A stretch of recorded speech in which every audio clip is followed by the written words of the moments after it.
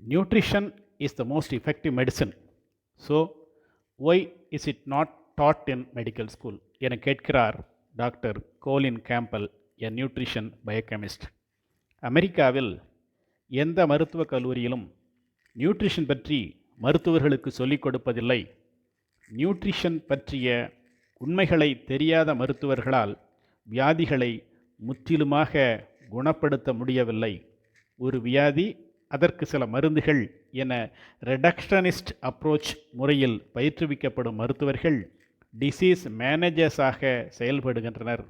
85% மருந்துகள் பயனளிப்பதில்லை. எனவே புதிய புதிய மருந்துகள் கண்டுபிடிக்கப்படுகின்றன. உதாரணத்திற்கு, ஒரு புற்றுநோயை குணப்படுத்த உருவாக்கப்படும் ஒரு மருந்தை கண்டுபிடிக்க $3.5 பில்லியன் செலவாகிறது. புற்றுநோய்க்கான 22 மருந்துகளின் ஒட்டுமொத்த செயல்திறன் ஆராய்ச்சியில் அம்மருந்துகள் அனைத்தும் 2.1% மட்டுமே 5 ஆண்டுகளை கடந்து ஒரு புற்றுநோயாளியை வாழ வைக்கிறது என ஆய்வுகள் தெரிவிக்கின்றன. 5 முதல் 8 ஆண்டுகள் வரை 29,000 சிகரெட் பிடிக்கும் பழக்கமுடைய ஆண்களிடம் நடத்தப்பட்ட ஆய்வின் சில முடிவுகள். பீட்டா கேரோட்டின் உள்ளடக்கிய உணவுகளை உட்கொண்டால் அவர்களுக்கு லங் கேன்சர் 19% குறைந்தது. அதே பீட்டா கேரோட்டினை மாத்திரையாக உட்கொண்டவர்களில் 18% பேருக்கு லங் கேன்சர் அதிகரித்தது. 8% பேர் இறந்து போனார்கள். வைட்டமின் இ மாத்திரை increases hemorrhagic stroke by 74%.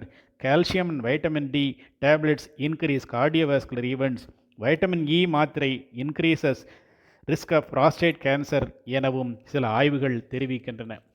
Evidence shows that whole food plant-based diet prevents, suspends and or cures cancers, cardiovascular diseases, multiple sclerosis, kidney stones, osteoporosis, diabetes 1, diabetes 2, rheumatoid arthritis, obesity, erectile dysfunction, macular degeneration, hypertension, acne, migraine, lupus, depression, Alzheimer's disease, cognitive function என பட்டியலிடுகிறார் வாழும் nutrition biochemist 90 வயது doctor கோலின் Campbell அவர்கள்.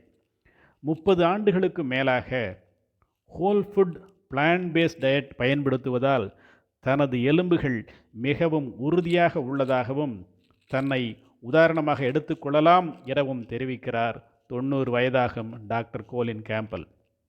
90 வயதை கடந்து உதாரணமாக வாழும் nutrition பயோகெமிஸ்டின் அவர்களுடைய அனுபவங்களை, அவர் கூறும் உண்மைகளை மற்றும் ஆராய்ச்சியின் அறிவை நாமும் கடைபிடித்து அவர் போல பல ஆண்டுகள் மருந்தில்லா மருத்துவ உலகத்தில் வாழ முயற்சிக்கலாம் அல்லவா?